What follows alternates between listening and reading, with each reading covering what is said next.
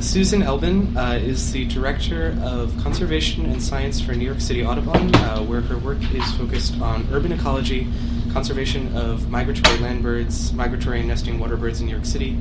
Current projects include making the city safer for migratory land birds by monitoring and mitigating collision risks and improving stopover habitat, and long-term monitoring and research on nesting and foraging water birds. These projects engage citizen science volunteers and graduate students as well as program staff. So Susan has worked in the field of conservation within the U.S. and internationally for more than 35 years. She holds an MS degree in ecology from Pennsylvania State University and a PhD in ecology and evolution from Rutgers. She serves on several graduate committees and is an adjunct professor at Columbia University. Some of her little work includes serving as co-chair of the Harbor Herons subcommittee of the Harbor Estuary Program, as well as leading 2 working groups for the Department of Environmental Conservation. Including her work beyond New York City, she serves on the newly created Seabird Colonies and Adjacent Waters Working Group, is a long-term member of the Ornithological Council, and is the immediate past president of the Waterbird Society. So with that out of the way, please welcome her to the podium. Step up the presentation.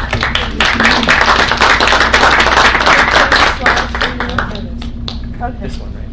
This one. Oh, I'm sorry. Yes. Let me download this one. Sorry. Thank you very much. That was a long interview. Yeah. So I feel like just saying, forget the presentation, let's just chat. But let's go back to the presentation, and I might be able to address some of your concerns. I'm going to hit a lot of the topics that John already presented, and I'll go into some detail in some of the areas that we've done some work on in New York City. So New York City Audubon, I get to do a little quick commercial first. We are an independent affiliated chapter of National Audubon, and we are in New York City. We are having our 40th anniversary this coming year. We have 2 major focal areas that we work with migratory land birds, and then also breeding water birds. These are birds that spend significant periods of their life cycle in New York City. We have more than 350 species of birds that really spend a significant amount of time in New York City. How many people are birders in the room? You notice dead birds on sidewalks, maybe? That counts?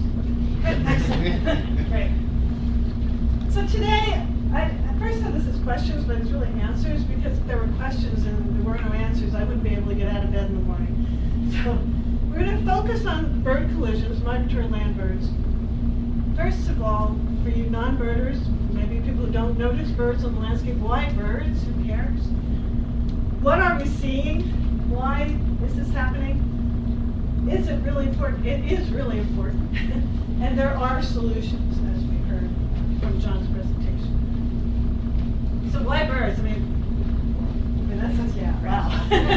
Did I say more?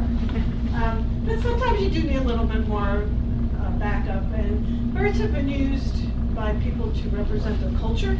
The hoopoo is the bird of Israel. Ibises, sacred ibises, cranes, fidelity, the dove of peace. There should be a little red dot towards the top. You know what a bald is. And they do things. I like to say they work hard for their living. They regenerate habitat because they poop, so they spread seeds, and they also are pollinators, so they're an important part of the habitat that way. They eat bugs, mosquitoes, other insects, or pest control. They eat garbage. They remove waste. They eat dead things. So they're really important in the big scale of things. People need them. And they also stimulate the economy. Bird watching is a $41 billion industry and growing, because it costs, equipment costs for people up to travel places. They eat, they go to restaurants, they stay in hotels. So it's really good for business. Susan Patrice spends $1 billion alone. Thank you. Thank you. So what is it? What are we seeing? What's this whole topic about? And you already know. We're seeing evidence evidence of birds that don't make it through the habitat. We see sometimes, I don't really see this so much in New York City, but sometimes you just see the dander of a bird's feathers left, it's an imprint on a glass. So you can see it looks like this bird is coming at you, the beak and the body and the wings. Or what you usually see more often is dead birds on the sidewalk. And they're gorgeous. You know, in New York City, people are stunned, especially non-birders are stunned to find that these kinds of birds are in New York City. So how do we know what we're finding? Well, we have, New York City Audubon has a kind of two-pronged approach. We have a research program that we use. We have scientific monitoring and incidental monitoring, we'll get to in just a minute. But we're working with mitigation. We are so grateful for this legislation, this that you're proposing. Yeah, really, 3 cheers, many cheers. Policy, education, all that is really important. We know we need to do a better job to getting the groundswell up to support the legislation. Here's one of our poster birds for collisions. The number one collider in New York City, the white-throated sparrow. So there was a mention of D-birds. This is one way we know what's happening where. D-bird is our definite play on words on E-bird. We plagiarize them. It's an incidental. Anyone can record a dead bird that they see anywhere anywhere. Google Maps will show you. But it's based over New York City at this point. We are looking to scale it up so that other people in other areas can use it. I think some of the other chapters on Long Island have been using it. And it's an interactive website where you can record where dead birds are. But we also have our scientific monitoring that we call Project Safe Light. That's our shortcut, our short nickname for it. Where we have volunteers. I'm so excited about this student work here. Volunteers work specific routes. They walk specific routes and they monitor for dead birds. They record whether or not they see them. They record when they start, when they finish, how many people. So all those data are captured. And we're monitoring to answer specific questions. Your specific question would be, I guess, what are the worst buildings on campus? So you design your route that way. This person is using gloves to pick up birds. We have a lot of citizen science or community science, as we call it now. People picking up birds. Sometimes our birds are dead for a long period of time on the sidewalk before someone removes it. So just to be on the safe side, I totally agree with Carl that you're not going to get it sick from this dead bird. We do know persistence. We know how long. We know that sometimes you don't find any of the dead birds that land there. Sometimes you find all of them because we've done studies where we put out marked dead birds. It's just to show you that, like, this is Project Safe Light. These are dead birds. Dead birds and live birds come through New York City in two waves. These are weeks starting from the first week of January, and total collisions that we have seen in our samples. So in the spring, we see a peak, and then in the fall, there's a much greater peak. Is this monitoring year-round or just during? We monitor just during migration, but we do have incidental reports. So we do bias, you're right, we bias that graph a little bit, but we start monitoring before the big peak of migration. So maybe I should wait these areas out that we don't really monitor. Since our start in 1997, we found 7,000 dead birds on our routes, which is a lot, but it's not a lot. Right? It's like, oh gee, that's too bad, that bird is dead. But hold that thought. We also have a graph showing what are our top colliders, and lo and behold, they're the same ones that John showed you. There's the white-throated sparrow, the common yellow-throat, dark-eyed junco, and on and on. Magnolia warbler is where we cut this off in the top 20 species. The thing is, it's the same species of all these monitoring programs. So they're common birds, but these common birds are getting hammered. And so it's got a multiplier effect. So pretty soon, it is going to be a population level impact. So where's Dr. Fujima? Do the math for me and tell me how long is it going to take before we're really, our white-throated sparrow is going to maybe have its status change. Is this really important? Yeah, it's really important. Also, not only are we hitting populations of birds, but birds are telling us something about our environment. If you have heard stories about the canary in the coal mine, that's what this is on the left-hand side. Coal miners would take canaries in cages down into the coal, into the mine shafts, and when the canaries would stop singing, the miners would know that there's not enough oxygen, and so then they would either put on the masks, and hopefully they'd come up with the bird.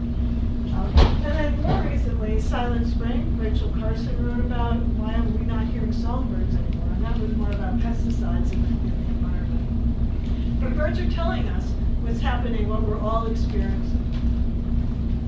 And I was going to ask you how many birds, does anyone remember how many birds die every year in the United States due to building pollutions? Up to 988 million. Excellent. Well, You get an A. yeah, so this is the same table, that same numbers that John showed you, just presented a little bit differently, looking at anthropogenic causes, so things that people are doing to the environment, things that we're creating that are killing birds. This is just the date of when the scientific paper, the first one, appeared that documented it. And I do have cats on here, and it's up 1.5 to 3. So let's look at structures.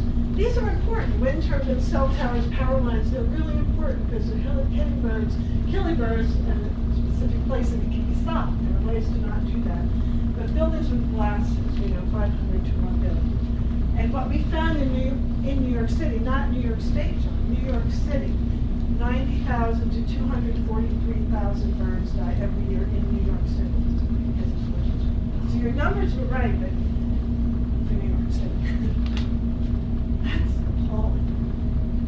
And as you know, that there's science, there's papers. I agree that Scott lost. When Scott and his colleagues published this paper, it brought it to the attention of the U.S. Fish and Wildlife Service and saying, yes, this is really important. It's got numbers. It's really making an impact on populations. We need to look at it. They did use some of our data sets to come up with a number because we had collected the data scientifically. It just lists again different species, top colliders. So why is this happening? You know why this is happening. Remember? Well, and we saw the two peaks, spring and fall. It's happening mainly during migration. So why and when? Where is this happening? I think this Blackpool War was a good poster child for migration. This bird migrates these tremendously long distances, and the amount of energy the bird spends is if a human being were running a 3-minute mile for 85 consecutive hours. That's what that bird does. So it would be great if we could just help that bird along instead of putting obstructions in its way. When does this bird fly? Why don't we see these rivers of birds? You've heard of many rivers of raptors in Mexico. We don't see rivers of passerines. Most of these birds are migrating at night. And this is just a radar picture of migrations. They have little starbursts because that's where the radar stations are located. So this is on an April night in 2012. There was no rain. So what this is picking up is targets. Targets are large body things in the atmosphere. And colleagues have done the hard work of figuring out what the different colors mean and how many birds. But this is birds taking off. Oftentimes they're coming to a place like this. Has anyone been in the Ramble in Central Park? It's a great place for birders. It's a great place for migratory birds. Sometimes they're coming there on purpose to get more food to continue their migration. But they have to get there. And so they have to navigate this puzzle to get to those areas. And along the way, they are facing these threats. They're facing artificial light at night, which I'm going to talk about a little bit, and they're facing this issue with glass, which John went into really good examples of. And my colleagues will speak a lot more to about glass. But I want to give you a little bit more about light, because New York City Audubon has jumped into a lot of the light work recently. It's nothing new. It's nothing new that we just discovered. People used to find dead carcasses at the foot of the lighthouses. birds are attracted to light. Every year on the September 11th memorial for attributed light, we are up on the rooftops, and you may see the lights blink on and off. That's because you see these little flecks, these are birds. And when we're on the top of the roof and we determine that there's too many birds stuck, or they're coming too low, they're calling too much, the lights get turned off and the birds move on. And there was a paper published about this last year. My colleagues and I from Cornell, from SoMAS, looking at, is it a real problem? Are birds changing their behavior because of the light? And indeed they are. This is just a blow up of the tribute. These are individual birds. We need to know who they are because they call at night. We can identify them. That's a whole other lecture.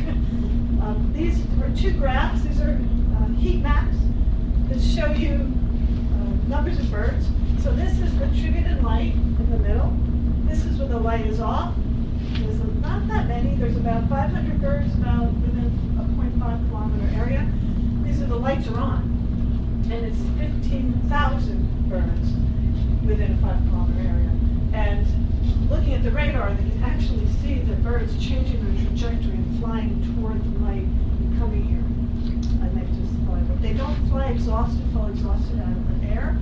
They're not flying. A couple might be hitting buildings, but for the most part, they're just flying and just getting tired. You turn the light out, they wind up going somewhere, maybe sitting someplace on a street or at a campus. And then the next morning is when the problem hits. So we'll talk about that. The amount of light is growing exponentially. People like light. When I was first learning ecology, we called it urban sprawl. It's still a problem, urban sprawl. It still is.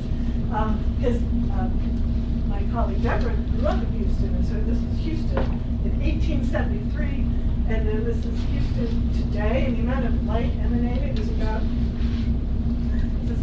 about the size of the state of New Jersey.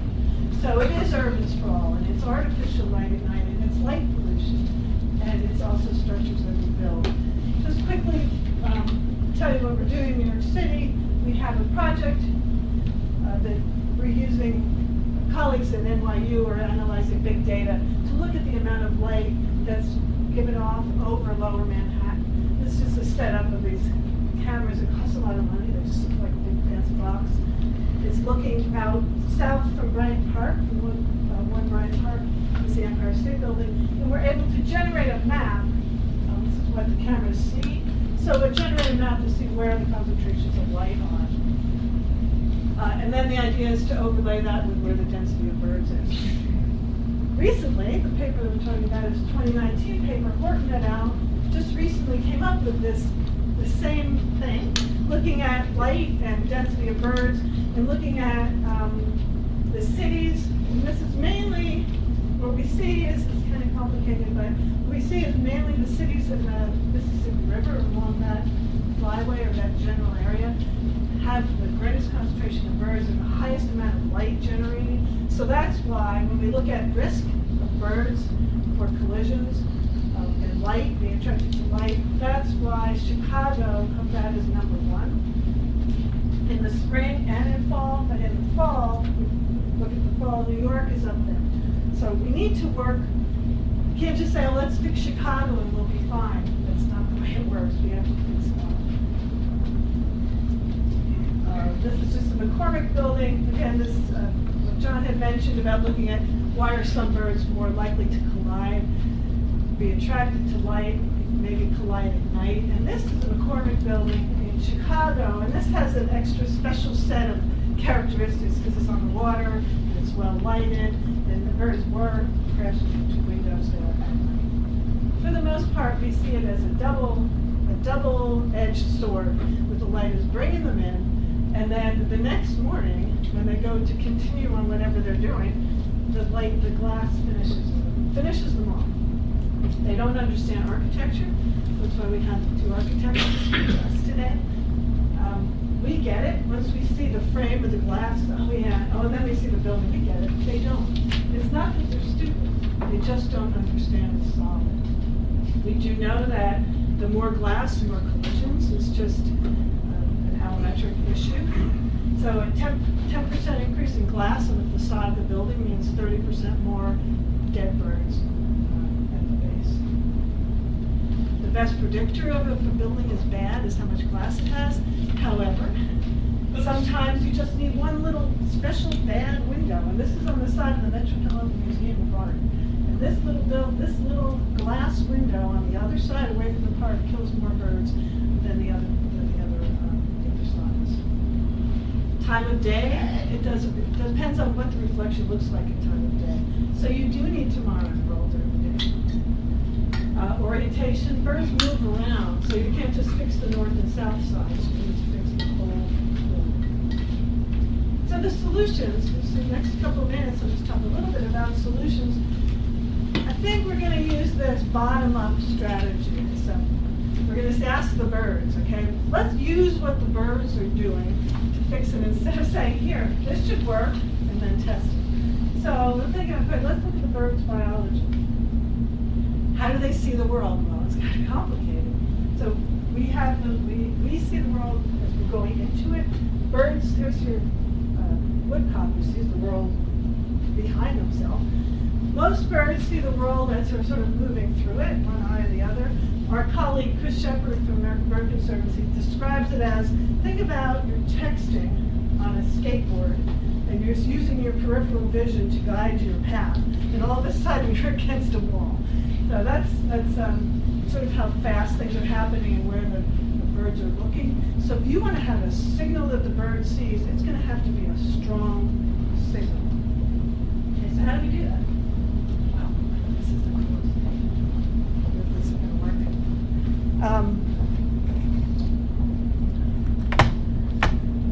What kind of cues do we use? So we humans, we know what this is, right? We come to this.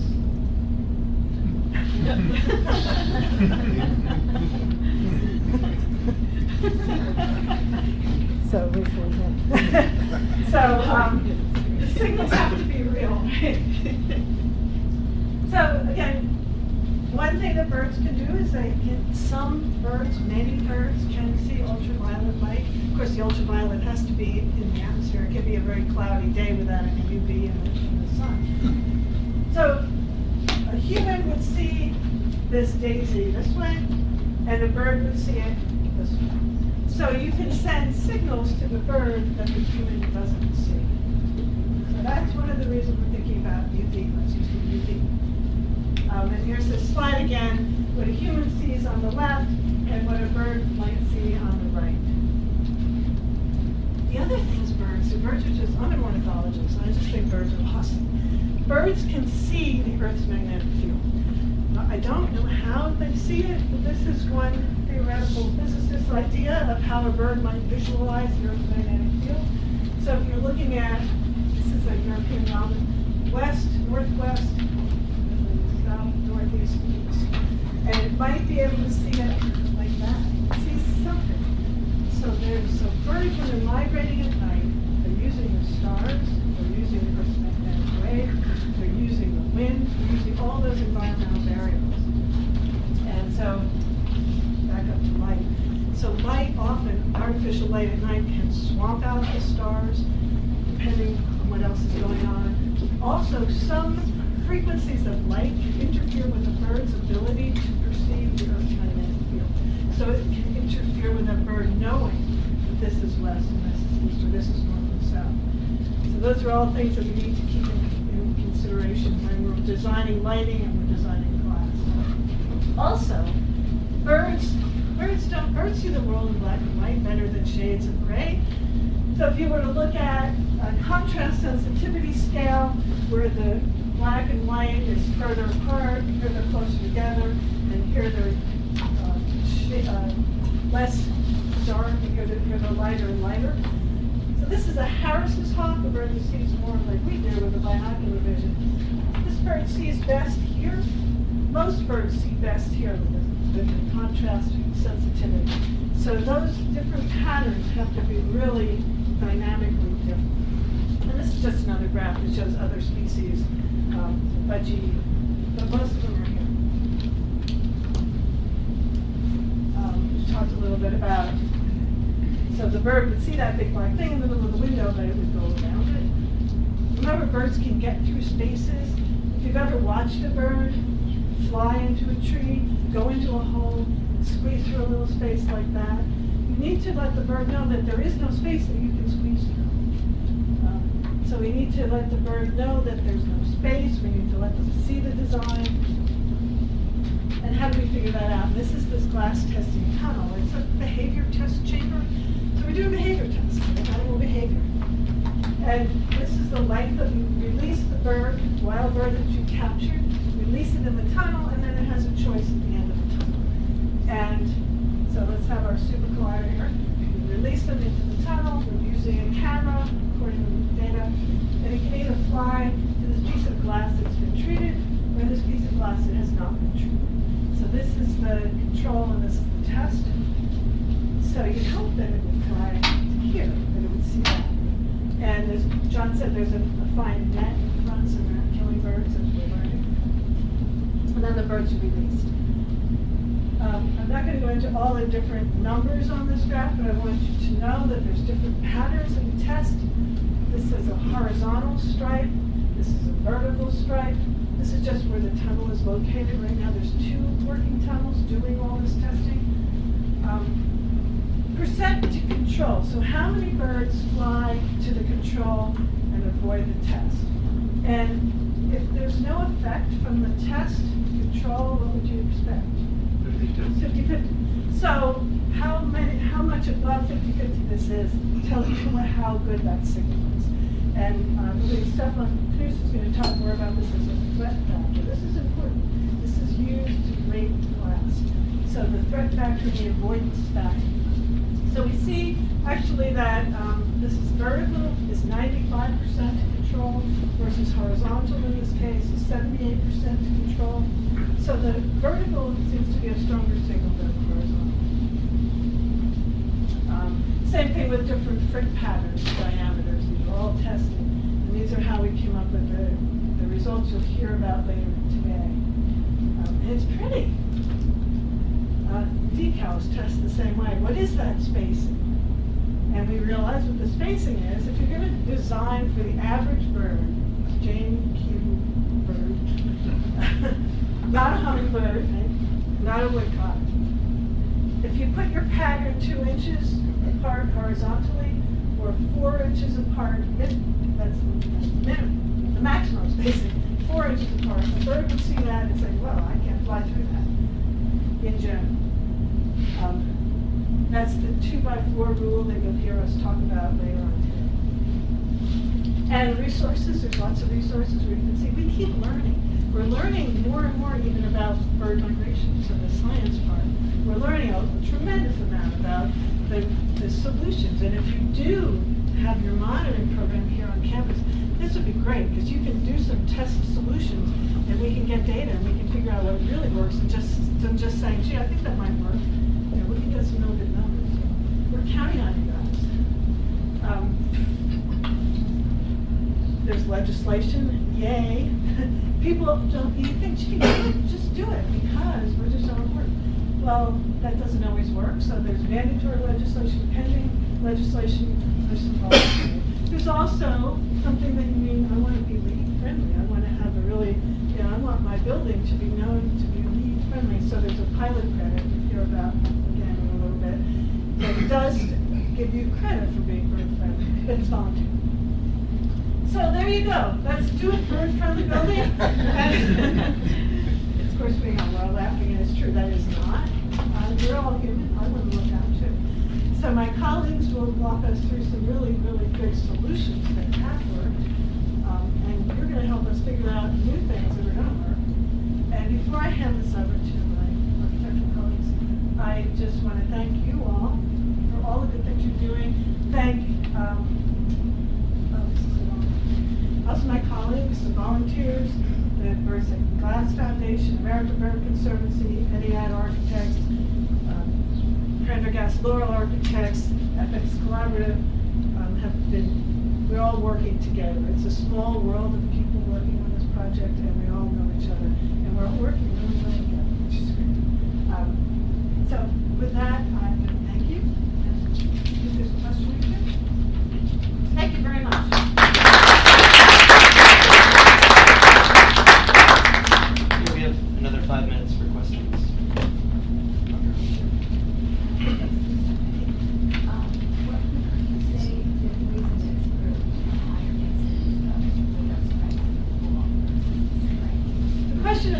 there more window strikes in the fall than the spring? I would answer that completely differently a year ago than I will today. A year ago, I would say, well, you know, in the fall we have, no, there's higher window strikes in the fall, yeah. So in the fall, there's the babies are in the population, so there's more birds. But now I know also, and there's different migration patterns, and the big data analysis done by a couple of these recent papers coming out of Cornell show that some of these birds are going up the western coast, or the western part in the Mississippi Flyway, and there are more birds in general coming down our Atlantic coast in this area, the Atlantic Flyway area, in the fall. So the answer is there's more birds, but there's more, not just the babies, but it's just also more adult birds as well. Yeah.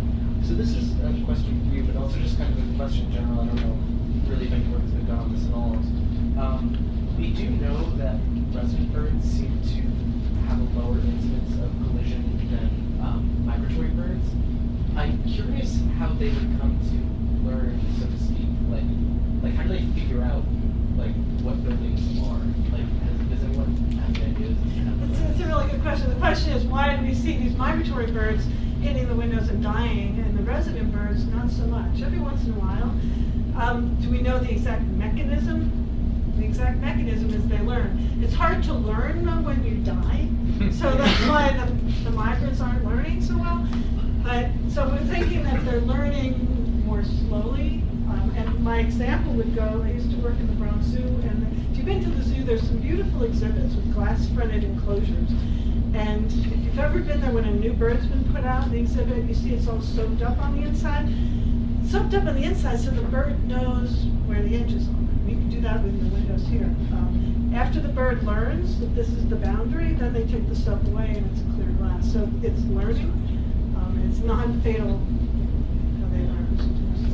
Interesting to see like how did they first figure it out? I mean, maybe like a rainstorm might go through or something. I don't know how they first learned, but they're also like pigeons. Pigeons are really smart.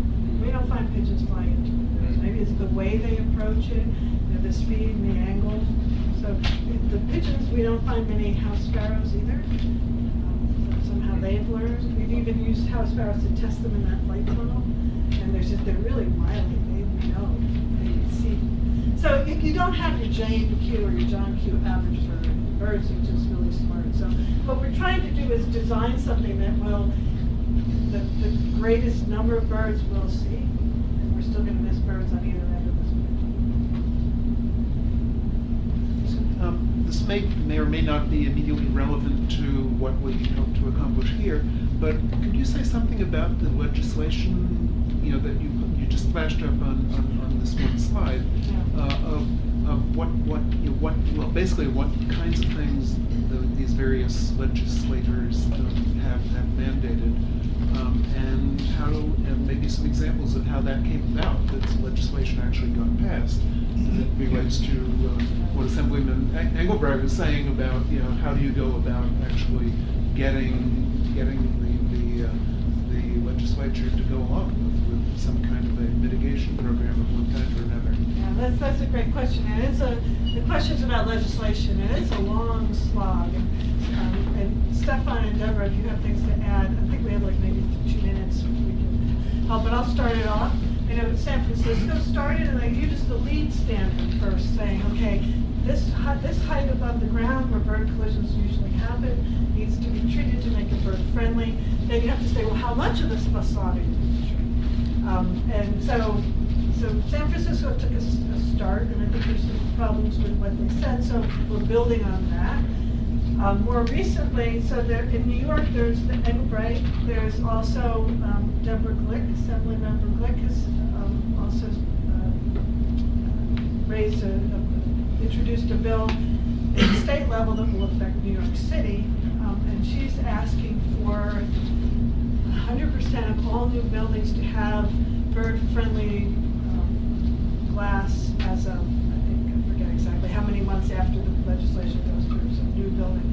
And what Engelbrecht had said is, I think is a big fight, and I don't think our concern, our collective concern, is that it's asking too much too soon of people who even haven't thought of the issue.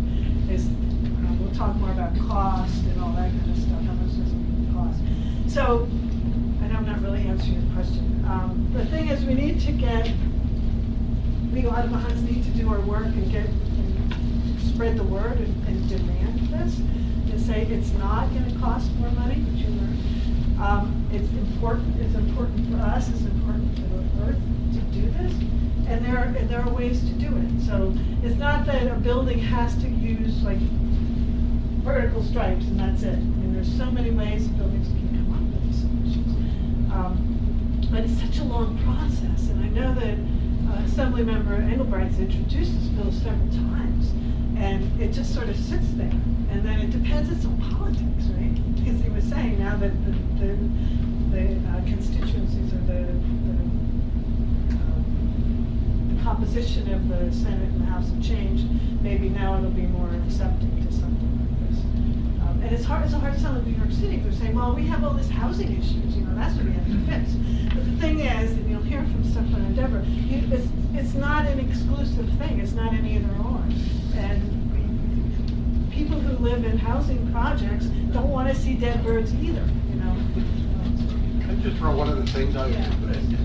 The legislation that you see that's either been enacted or is contemplated for enactment really deals with new buildings. 99% of the problem is existing buildings. And so I don't want you think about, and that is wonderful to see that slide and see the response that's occurring.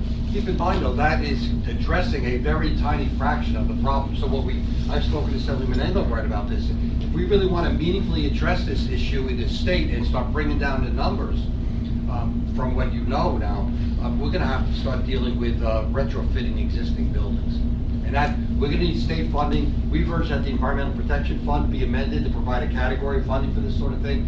That's going to be a whole other slog, a whole other battle. But I just want to give that perspective to you, is that as important as this is actually a relatively small part of the overall problem.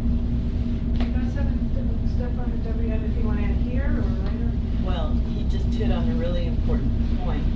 Window replacements are happening at existing buildings every day. That's routine. And I'm going to talk about what windows are now versus what windows are being replaced, what that glass was. It's really different.